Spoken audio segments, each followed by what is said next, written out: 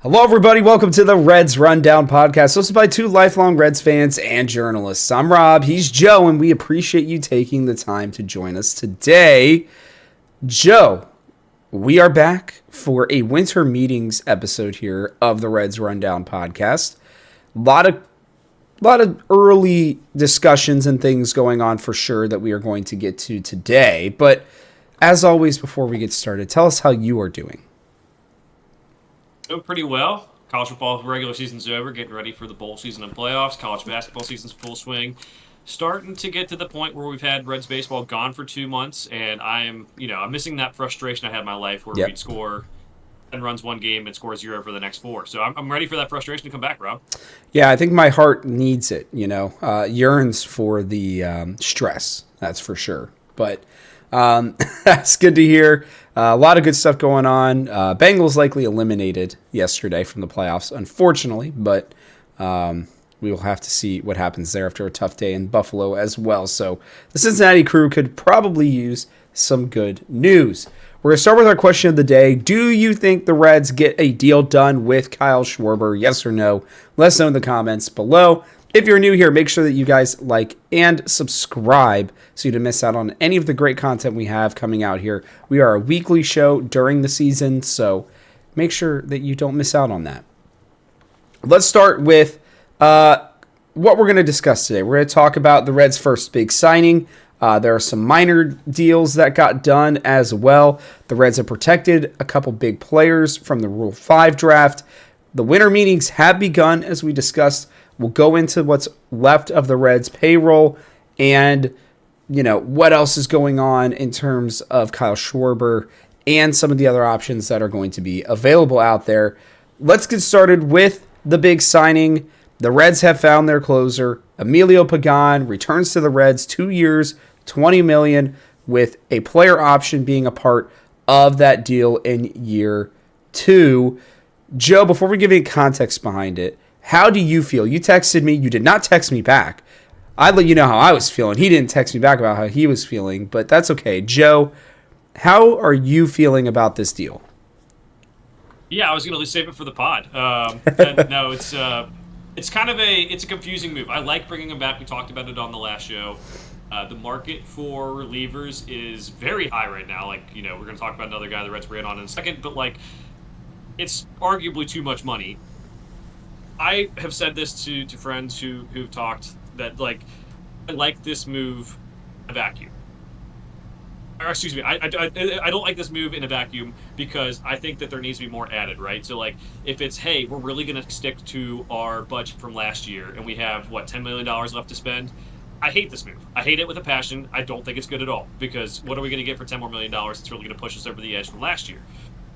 Based on the value of what pitchers are going for this market, I'm cool with it.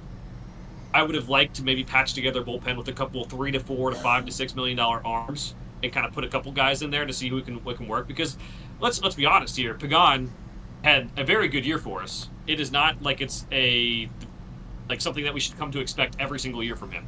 I don't think that'd be crazy to think that way. And I think he gets the bump from just being a closer. Every closer out there just gets a bump from being a closer. That's how it works. You can read Moneyball or watch Moneyball. Closers are the most overvalued thing by teams, and they shouldn't be, just because they have that little stat right by their name that says save. So if it was in a vacuum and this is the only move we're going to do, get one mediocre bat, I'm going to say I'm out on it. I think we're wasting money that we could be used elsewhere. But if it really is, let's go for it. The Reds were lying. We're going to spend more money this year. We're going to go sign someone big and defer a lot of the money. And I'm in. I think it's good to get him back. We still have him and Tony who can kind of lock down the late innings. And we still probably need to get a little bit more bullpen help here somewhat, but we'll figure that part out later. So that's kind of where I sat with it. Is if it's just the one thing, I'm not into it. But if it's as a part of a bigger plan to make the team better for next year, I'm in. Yeah, I completely agree. Sorry, guys. For those of you who are watching instead of listening, my headphones broke. I'm about to head out of the country for 2 weeks, so don't have time to get new headphones, unfortunately, before I leave. So if you keep seeing me messing with it, that's what's going on. I like it based on what the value was for other closers. Well, Devin Williams specifically, who the Reds were actually in on, is what the rumor was. Now, the Reds have been in on just about everybody, but it sounds like they are doing more than just checking in on guys. They are actively having conversations and trying to find deals. Devin Williams, who's been worse than Emilio Pagan, which is still shocking to me, went to the Mets for 3 years, $51 million, with $15 million deferred. Even if you put in the deferred money, he's still making more than Emilio Pagan, again, who's been worse. Emilio Pagan has come out and said that there were other options, right? So his exact quote is, "At the end of the day, I wasn't going to make a decision based on who was giving me the most money. I wanted to go somewhere where I felt comfortable, where I felt like I had a chance to win games and be around a special group of people, and Cincinnati checks all three of those boxes." Not just that, but he later in that article states there were multiple better offers on the table, and he came back to Cincinnati for this. This is the kind of mindset that Cincinnati Reds fans should want. That's really the only way you're going to get better players. Now, in a vacuum, I actually really like the deal, mainly just because of the fact that they needed bullpen help. They're getting a guy who they trust. They're getting a guy who loves being here, who was clearly a leader in the clubhouse, right? And not just that, Joe, but they're actually getting him on a pretty good deal considering where the market is right now. Do I think they potentially could have taken some more chances and gone for other people? Yes. But to your point, what this signifies to me is that's what a normal Reds team would do back in the day, right? This is maybe something is shifting. There's not, I guess apparently I didn't know this, but I actually read this somewhere recently. The minority owners of the Reds can kick in more money at times. Now, I don't know what they get out of it. I don't know if it's just, hey, to make the team better, how it happens. But apparently at different points, including the last time that we made a big couple free agent signings, they actually did that. The beloved owners of our Redlegs went to the other owners of the Redlegs because they do not fully own the team. They're just the majority owner, right? And they asked for more cash to be available to them from people like Jeff Weiler and some of the other individuals that still own part of the team, Joe. And that this has happened 2 or 3 different times in their tenure to make sure that they could make the payroll and actually get some new stuff going on. What I'm hoping is that this is a sign that that's going to happen, because in that same interview after signing, because Pagan, what was interesting, Joe, is that this whole Pagan situation materialized very quickly. It was like once the Reds got to a certain number, it sounds like, Pagan was like, I'm back, I'm in. Like his daughter apparently was sending videos to all of her friends from Cincinnati saying that they were coming back and stuff. Like they're very excited to be here. And he said, quote, "I know there's a few things at work that would be exciting, but I don't want to speculate on anything that doesn't involve me. I'm excited about the rest of the offseason. It sounds like there's plenty of room to go get players that can impact our club." Pagan was very open during the trade deadline and before that this team needed to go out and make moves. Feels like he is putting the pressure again on the front office and saying that he only signed here, partially at least, because he believes in the other things that are going on. The fact that they are telling their closer this as well, Joe, is kind of crazy. So we'll get into it in a little bit here, but we'll talk more payroll. But what does this signify to you? Because you gave 2 options, right? Of like, oh, they should have gone potentially and done this, but this could work as well if they're willing to do things. What I am reading is that Pagan knows that there are things that are moving. Do you feel that way, or do you think he's just being optimistic? Yeah, it just makes you wonder, do the Reds front office, are they bluffing by saying they're going to stay to the same payroll as last year? Are they going to defer a lot of money? Are they going to get other people to step in and put more money in?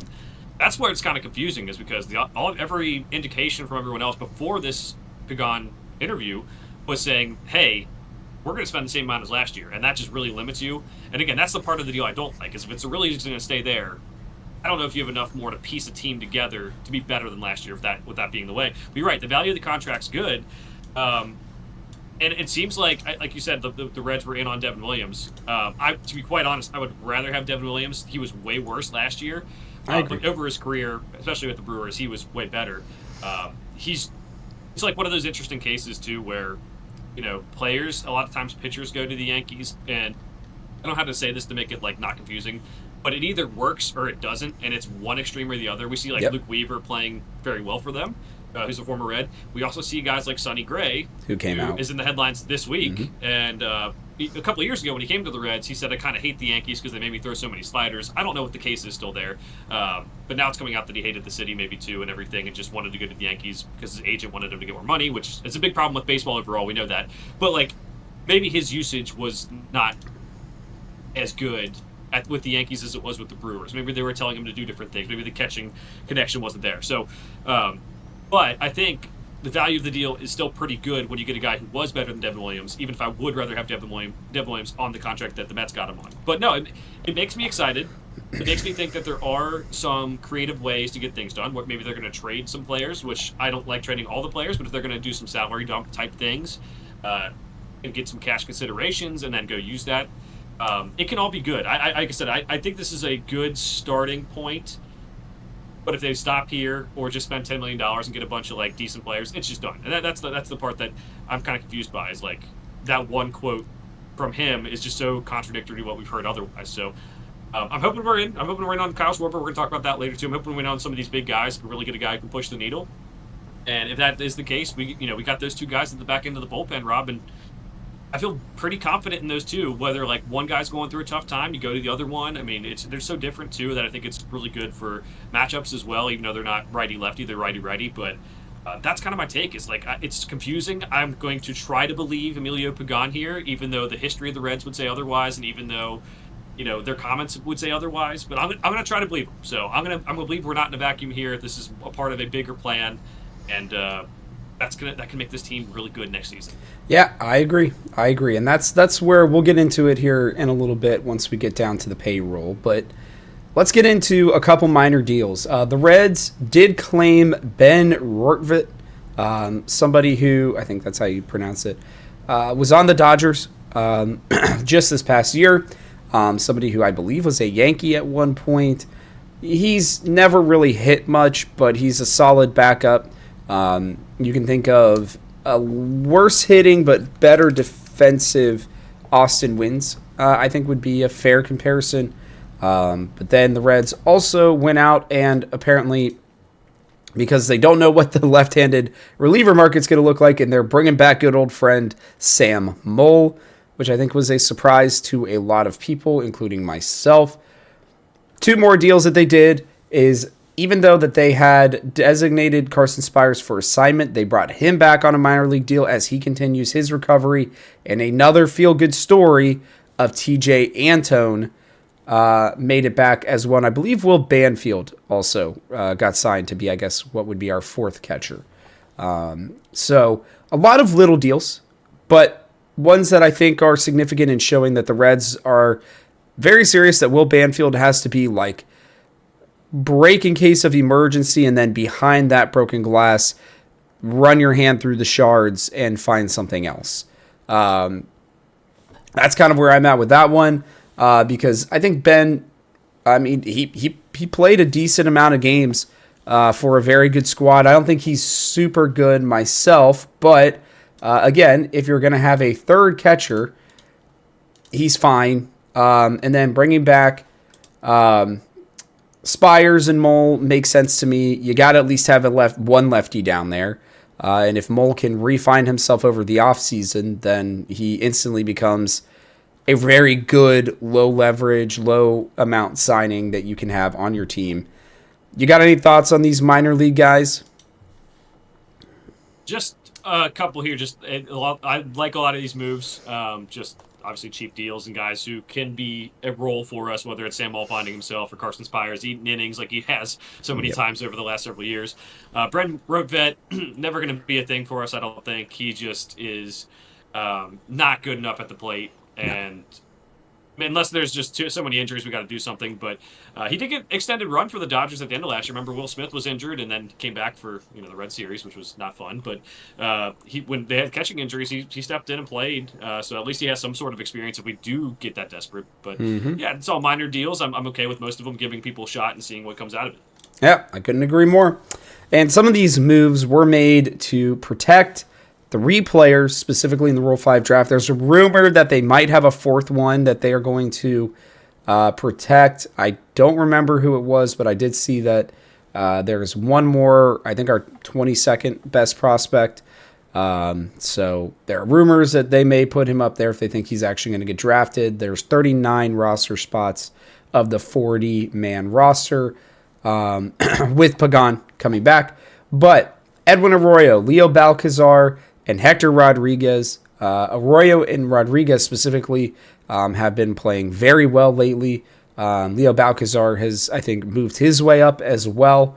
But 3 names you got to watch for in the coming year. I think 3 names that could be on the trade block as well. So it makes sense that the Reds wouldn't want to just give them up in the Rule 5 draft. They protect them by putting them on the 40-man roster. I mean, Arroyo, we all know about, came along with Marte, and the big deal with Seattle. Hector Rodriguez actually came from the Tyler Naquin deal with the Mets, if I remember correctly there as well. And he has really been heating up. He is climbing the Reds prospect boards pretty quickly over the last year or so. Joe, what do you think of these 3 and the move to protect them? Feels like it needed to happen to me. Yeah, I guess I'll say these all need to be protected. I am very happy they protected Hector Rodriguez specifically because he, even last year a little bit, he seemed like he was a little bit underrated for how much he was producing. He batted 283 across AA and AAA last year, and has a little bit of power, 19 home runs across those 2. So that was the one I was like, he's the last guy on this list that we mentioned, Robin. He's the guy, I'm really happy that they got in. So I think he could be a valuable piece to our future or as in a trade, as we're going to talk about here in a little bit. Yeah, and Edwin Arroyo and Hector Rodriguez are both back-to-back at 8 and 9 on our prospects. And that's not a small deal, right? That's with Sal Stewart at 1, Duno at 2, Lewis Steelhall, our most recent draft pick, Rhett Lauder, Cam Collier, and Chase Petty, the ones ahead of them. And then Leo Balcazar as well, 23. He's our 23rd best prospect. He's 21. He's produced and gotten his way up the minor league ladder a lot quicker than Carlos Jorge, who's the other one that they're saying might need to be protected. But Carlos Jorge is a year older and is still in Single A baseball at 22 years old, while Balcazar is 21.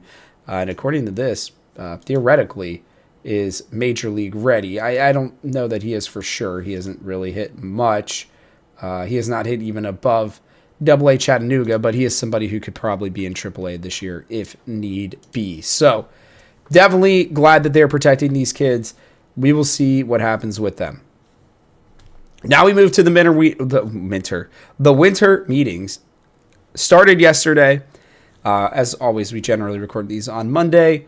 Nothing too crazy to start. As per usual, the winter meetings more heat up generally on the latter half of it, and directly after.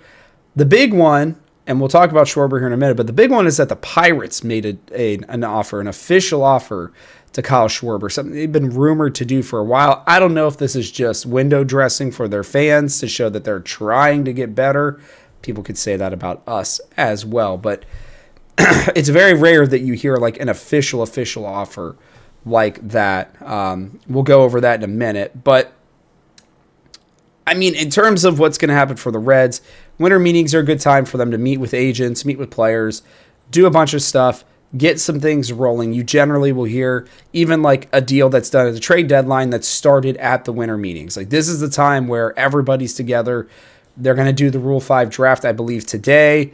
There are a couple other things that are going to happen at the winter meetings, but those are the big expectations there.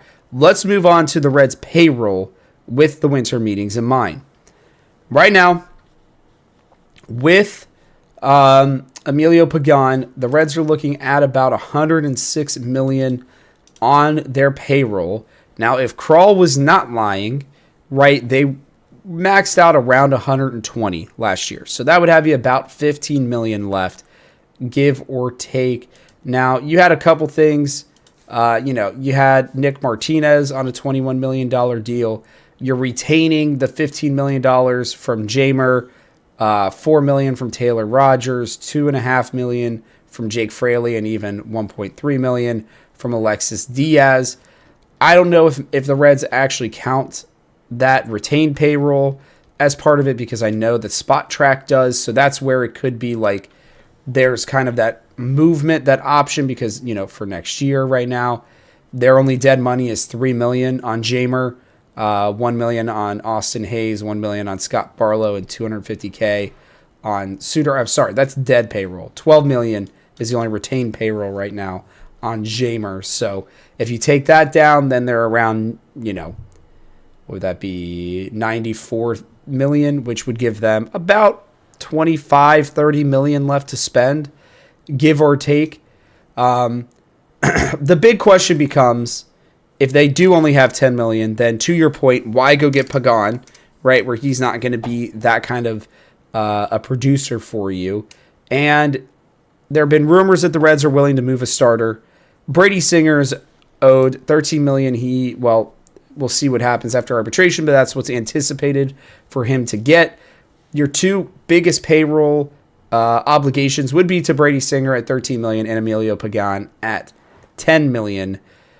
Joe, how are you feeling about where the Reds are at with this payroll? Like, do you think that they're counting the retained payrolls? It feels like they probably do, but you theoretically could throw it out like it's just already owed money.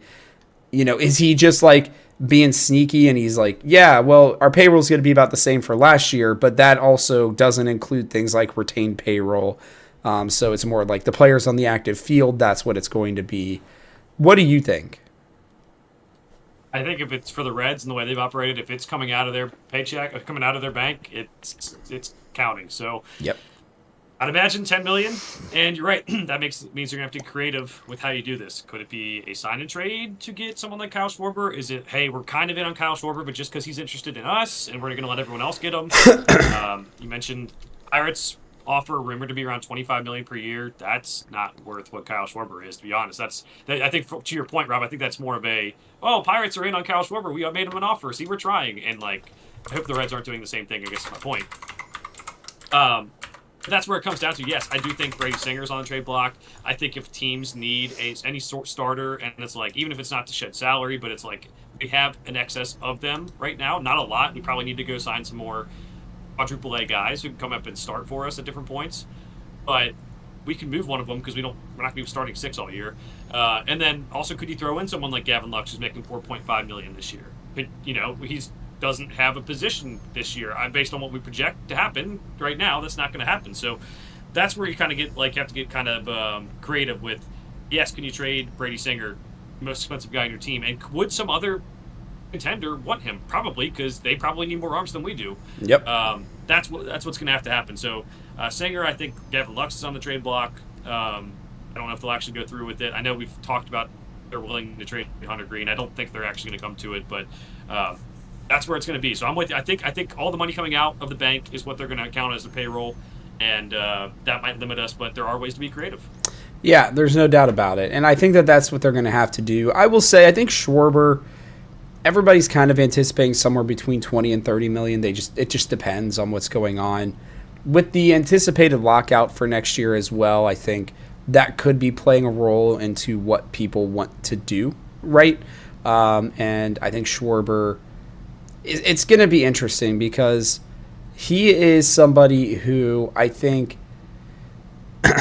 may be willing to make a deal to be able to come home, right? Like the ability, he's talked about it a lot. I mean, I have a family member who literally talked to him face to face and jokingly asked, hey, would you ever want to come to Cincinnati? And this was before the All-Star break. I may have said it on this show, but his response was, yeah, I would love to come back and play for Cincinnati. Now, my family member didn't realize that he was on an expiring contract, so it just happened to be funny. And then 2 weeks later at the All-Star game, Schwarber then had the quote saying, yeah, he would love to finish his career in Cincinnati. So there have been thoughts that if the Reds are willing to go an extra year on a deal for him, that he might be willing to come home. If he's willing to defer things, that he might be able to do what he needs to. Basically, right now, he's like 32 years old. He is looking for a 3 to 5 year deal for the most part. The Pirates come out, they offer, people are saying they're offering 4 for about $100 million with some deferred money. I think if there's deferred money in there, right, like, you pay him $2 million a year for the next, 10 years or whatever, if they really want to do that, because they've done it. I mean, they've done it with Bronson Arroyo, they've done it with Ken Griffey Jr. for forever, right? Like, that was on the payroll. If they really think that this guy is worth it, they could defer his payroll, right, for quite a while and be able to get to a number that doesn't hamstring the team, I think, pretty easily, and grab him. So I guess we're fully into Kyle Schwarber talk at this point. Joe, what are the chances that you think they actually get him? I feel like the last 3 episodes that we've had have been about Kyle Schwarber, us talking about it before the free agent season started, now us in the middle of it. Where are you at with Schwarber and the actual possibility of him joining the Cincinnati Reds? Yeah, I think it started off at like 1%, and then last time we talked, it'd be like 3%, and I think it's creeping up to like 5 or 6. It's like almost doubling every time, and I hear the Pirates offer, and I'm thinking like that is the low end of what he's expected to make. With the deferred money on top, that's not a great offer. But I think he would take it possibly if he has the Cincinnati connection. He wouldn't take it for the Pirates, I don't think. But I think there's a chance if the Reds can get to that type of money, he would take it. So that's where you got to get to. I think more realistically, if he really goes on the upper market, it's like, I just want to make my last big payday, he's making, I think, minimum 30, maximum 40. That's probably going to be a little bit of an overpay because, I don't know, like there's only 4 players in baseball making $40 million right now. But that's just how the open market works. So that's really what they have to nail down, is the key that he is from the city, we can defer payments. And honestly, as much as the free agent pitchers are getting maybe overpaid from what we talked about, Rob, there's like talks about, I think, a lot of the hitters not getting the money they probably deserve. So, like, I don't know if you've seen some of the stuff about Pete Alonso, and people are saying, like, he's kind of like a pariah right now. No one really wants to sign him, and, like, I don't understand that, too. Like, all he does is go out and do his job, and he's a very good big power bat. Mm-hmm. I get that you don't want to pay him. No team wants to keep on giving up a lot of money, but, like, I'm just kind of sitting to myself, like, if Pete Alonso is struggling to sign with the team, that means Kyle Schwarber is going to maybe struggle to sign with the team, too. That gives us a little bit of an in. If we're able to be a little bit aggressive this year when everyone else seems to be holding up on signing these big bats, that gives us a real chance. Maybe it's $25 million from us gets it done. Maybe it's like, hey, we'll get you to 30. And like if you trade Singer, $13 million right there, that's what, $23 million available. Maybe you trade Lux, that's $27 million available right there, $28 million available.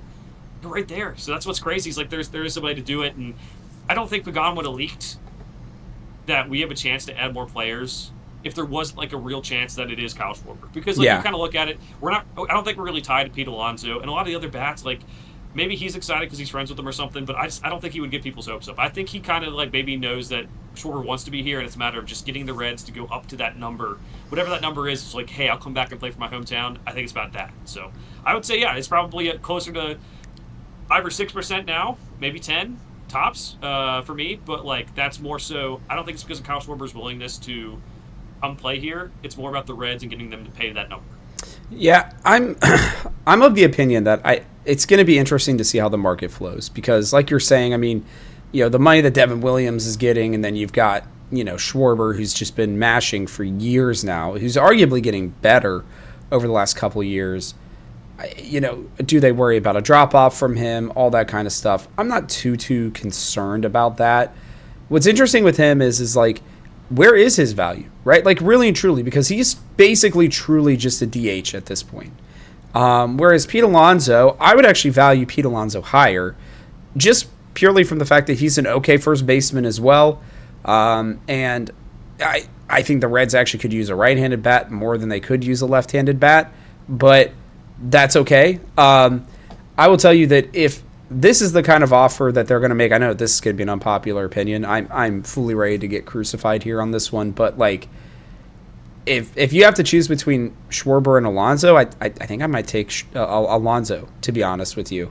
Not because I don't think that they're, they're very similar, but I don't know. I felt like Alonso would mesh better with this team specifically, but obviously I think Schwarber would be amazing as well. So I don't know. I'd have to do more thought on that, but for what you're saying, if Alonso was able to even get a 3-year deal or something like that here, and he tried to go for another big payday after that, I don't think it's super likely given his age, but they could, right? And that's the other thing is with this lockout, right? We don't know what the conversations are like. Everybody's talking about it.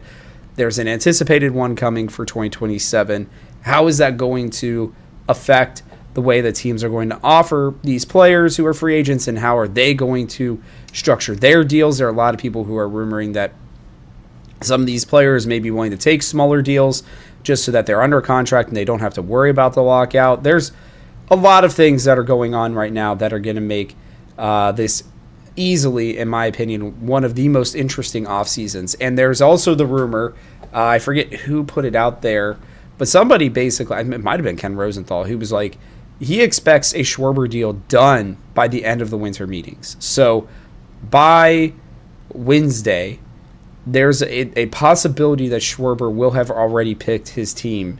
And so it's imperative that if the Reds are going to get something done, that they are moving quickly and that we hear some things that are coming out today or tomorrow. So very interesting discussion there. Any final thoughts on that one before we move on here, Joe?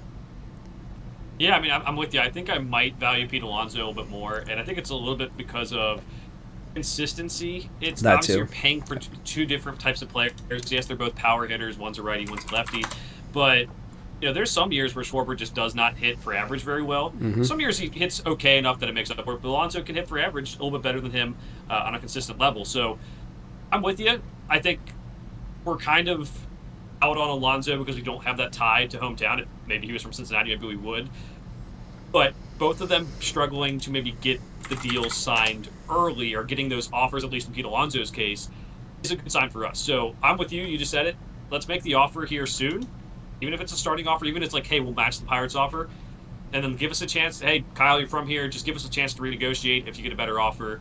We're probably going to have to take a discount, but just give us a chance to, the rights to first refusal. I'm sure he gives the Phillies kind of that right, but if you really let's play for Cincinnati, that might be what he has to do. Is just kind of let us know. Is it can we get up to 30 and that makes it worth it to play here instead of 40, 35 or 40 in Philadelphia? I don't know. Philadelphia's giving out crazy contracts these days. So that's kind of the thing. So last thought is just make the offer here soon, see where the cards lay, and let's get this thing rolling because that would be amazing.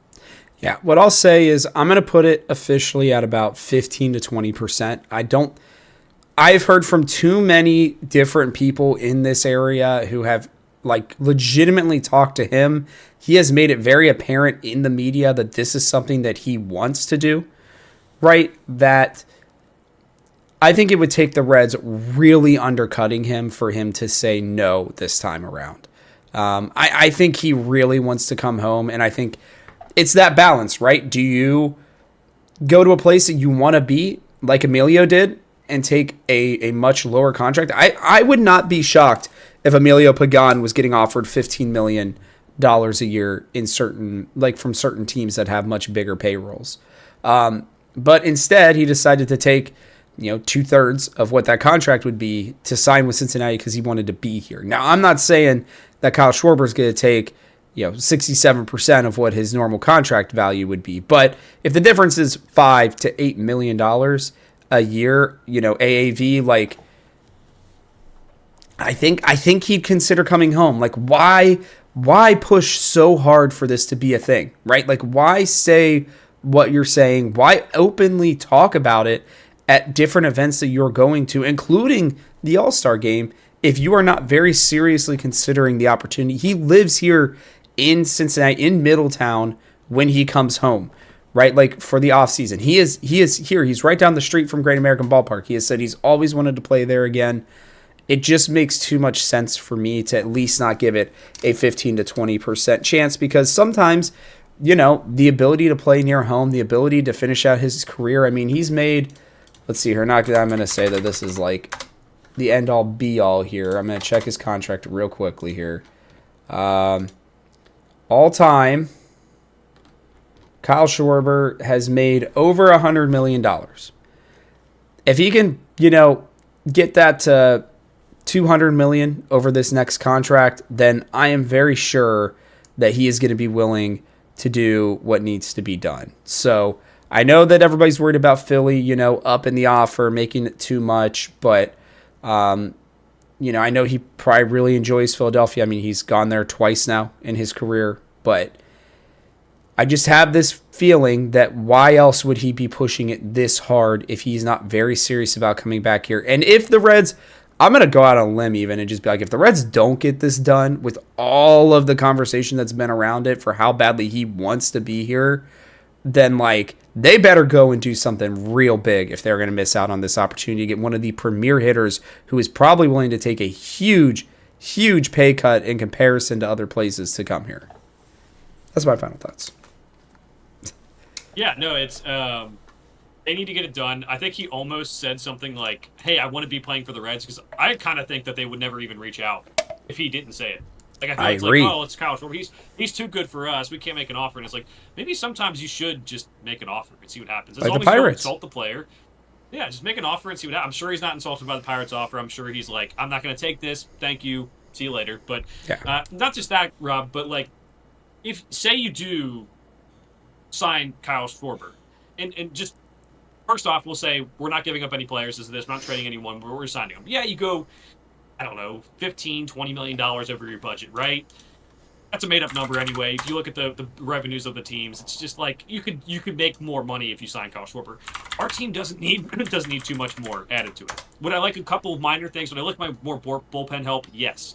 But this makes up for a lot more because you're getting a player who actually moves the needle, right? You're not getting these guys who are prospects coming up. We have to figure out who they are. You're not getting a guy like Gavin Lux, who I think played a role on this team last year, hit decently at different times, but also, not going to be the guy who helps move that needle offensively that much.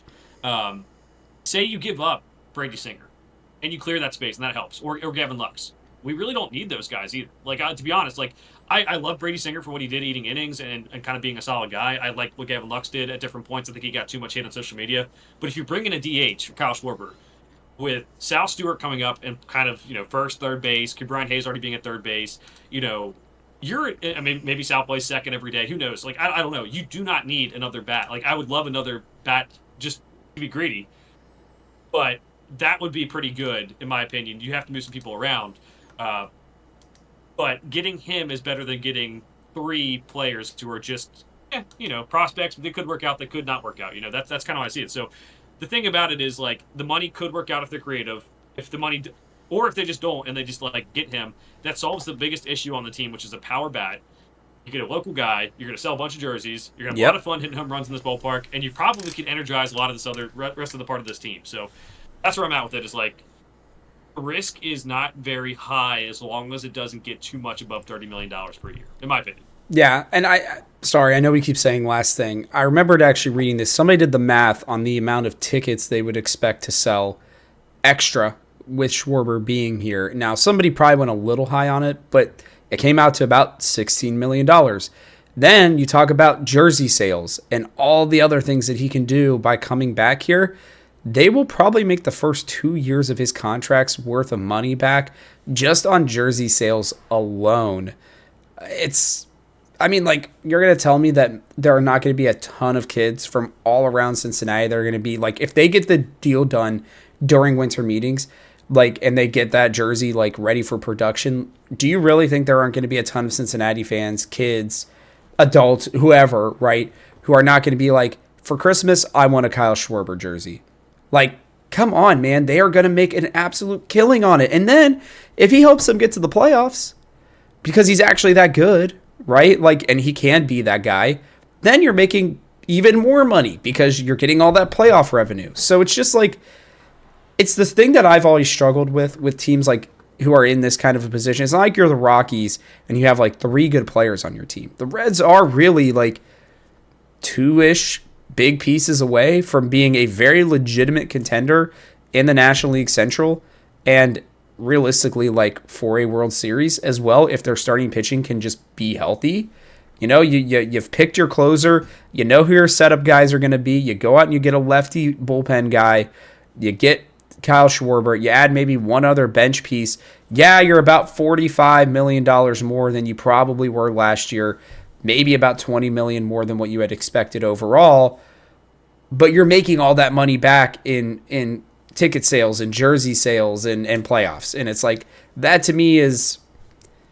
You're not guaranteed a playoff spot, but, like, come on, man. The jersey sales alone have to be intriguing. Like, somebody just send the Reds the numbers on how much jerseys make, and they'll be reminded that having a superstar type person, yeah, I mean, you're going to buy it. I would be shocked if you didn't buy one. I bet probably you and your dad. I would imagine. My dad would probably get one. My dad loves Kyle Schwarber. He's loved him for years. And, we're here in Middletown. I can guarantee you I will be able to walk to any sports bar over the next 2 months, and I will see a Kyle Schwarber jersey. Every single freaking sports bar, Buffalo Wild Wings, is going to have a new Kyle Schwarber Reds jersey in it. Like, it would be huge for this city, and they would make so much freaking money anyways. Just go and do it.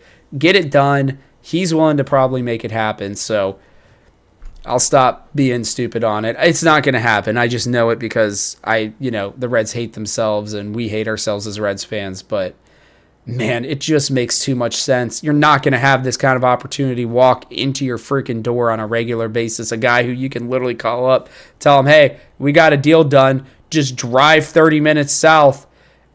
He doesn't even have to hop on a freaking plane. Like, come on, man. I don't know. Send the helicopter. It'll take him 10 minutes in a helicopter. We're going to business expense this, Rob, but I like run around downtown Cincinnati is one of my workouts, right? And I do it before it got cold. I did it 3-4 times a week, whatever. It's getting colder, so I'm not doing it as much. But I think if the business buys a bunch of signed Schwarber T-shirts and I wear it, just running, because I go down and run around the stadium. I basically run around the stadium, come back to my apartment, and if I think I'm going to start doing that. We might business expense it. We might whatever. Let's do it. I'm going to wear the signed Schwarber. We're going to get them set to go that we want Schwarber, and I think Reds fans, there's a lot going on in the offseason. We had the Bengals. We have high school football was huge. We had a really big game down at Paycor Stadium. I think now that things are settling down, the Bengals lost yesterday, and high school football's over. I think the Reds fans are going to start to get that fever where it's we want Schwarber. I think it starts off in the offseason let's wait for the World Series to end. Let's get other stuff taken off. But now it's Reds baseball's picking up. Let's go get Schwarber. Let's go win some freaking games, man. Let's get it done. Yeah, you're telling me that people aren't going to be hyped. You think opening day is sold out now? It'll be really freaking sold out if they go and they get Schwarber. It will probably be sold out for the first 10 games without blinking an eye, especially if they go out and they win, 7 of them. Reds fans will be flocking to games. It will make it easier for me to want to go down there as well. Let's quickly talk some other options, and then we'll close this out. There have been rumors of the Reds and the Boston Red Sox. You brought one up over the summer. I have been seeing more and more likely that there have at least been discussions between the two as they still need starting pitching, even after going and getting Sonny Gray. But trading for Jarren Duran or Weiler Abreu as their new young crop of players comes up seems like a potential option there. There's also a Eugenio Suarez still. A name that we had talked about. Trent Grisham got an insane qualifying offer from the Yankees that I think he rightfully took. Those are the 3 big ones that I could see. Truthfully, I think Weiler Abreu would be the most interesting one. He's probably the least known of the 3, but I actually think he is well on his way to being a very, very solid player. But what other options are you seeing? How do you think of these 3 as potential ones? I will say for Reds fans, sorry to break your hearts again, but there's a rumor that the Cubs are trying to go for good old Geno, which would, I think, kill all of us, but it's fine. Yeah, we'll get through it. If we get Schwarber, we'll get through it, Yeah. Exactly. I interestingly, I think I don't want Abreu. I don't think he's proven to be a good enough hitter. I don't think he has quite the power element we might be looking for. The average hasn't been that great, but he's 26 years old. Maybe he's still getting better. WAR was pretty good last year, 3.2. I do think Duran would be A good signing, a good trade. That's just been kind of the rumor, and I've kind of like followed him a little bit since the rumor has come in. A little bit better WAR, really good 2024 season. Doesn't have the power, and that's again something that you have to like take into account. Is like, are we going to build this team because Terry Francona wants to hit for contact? Are we going to get Schwarber? Is the front office going to be like, hey, power just means something? I don't think he's actually against contact. I think he just has to do what's best with the hand he's dealt. Terry Francona, that is. Yeah. And if maybe getting someone like Duran is a little bit cheaper for a guy that, again, 2024 had a WAR that was close to 9. So that's kind of what I was thinking, Rob. And then one guy that I forgot to mention before when we had a pre-show meeting is there's actually a little bit of steam for the Reds to get Byron Buxton. I know we talked about him in the season. He's very injury prone and a very big risk.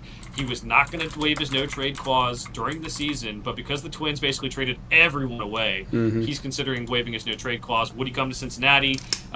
He does when he is healthy. You know, he was a 5-tool prospect, had 35 home runs last year. I think he would be a huge jolt to this lineup. It's just a matter of can he stay healthy and how much would you realistically have to give up to get him to play on this team? And what would the Twins want? Like, they're probably going to want more prospects than there are salary dump from us because they're not in a position to compete after all the trades they made. So that's, I mean, there are options. And the level of options there are, whether it's risky with the health thing, whether it's risky with Gino just being up and down player. He really struggled down the stretch for the Mariners after going back to Seattle.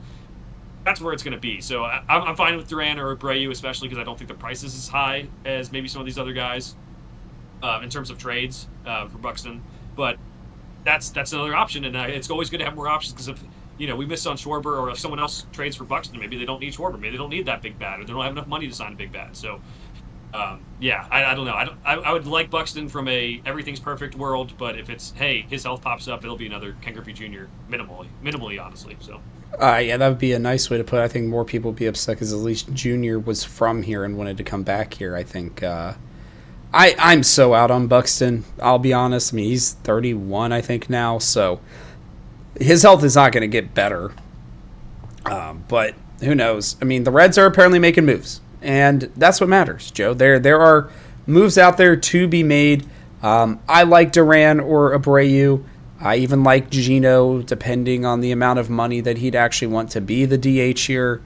I think it would be a really cool story to bring him back. Let him hit, maybe up to his 500th home run, depending on how long he stayed around here. So there are a lot of options for the Reds for sure, and I think trade is going to be one we're going to have to really watch, especially if they lose out on the Schwarber sweepstakes. A lot of people still saying he's going to go to Philadelphia, but I don't know. There are people like Bob Nightingale who are putting out like official reports that something's done and then having to backtrack it because I think that there's a little less getting leaked and more they're trying to catch who's leaking some of their stuff. So we will have to see what happens there. As always, Joe, before we sign off, do you have any wise words, any interesting facts for us? Yeah, just some like news notes at the end, like always. We didn't get a chance to talk about this at last month's show because this did not happen until I think 19 days ago. It was reported Ellie played with a partially torn quad. Yep. Last season, and I get people are mad about it. You're kind of damned if you play him, damned if you don't. If you sit him out, then he's a guy who doesn't like to play through injuries. And Terry Francona doesn't want to win. And if he does play him, Terry Francona is jeopardizing the future with the torn quad. Whatever.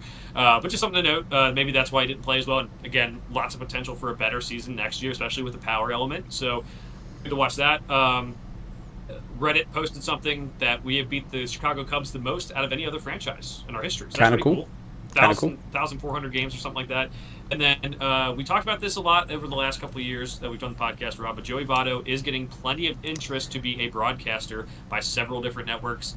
Probably more national is where he's going to go. I don't think he's going to be a local guy for us, but it'll be nice to have Joey Votto talking about baseball and maybe the Reds a little bit too. Yeah, I have a feeling he actually might be local too. I'm going to be honest. I think he just loves the city so much. I think that may end up being the route. I just wonder if Barry Larkin would be the one who would be willing to step away to make that happen, because I think that's where he would. Can you imagine Joey Votto and John Sadak in a booth for an entire year? Oh my, that would be. That'd be special. I don't know. I'd be so interested to hear these conversations. But I actually have two little ones here, Joe. There was a huge home run derby down in Miami this past week, and Noelvi Marte won it.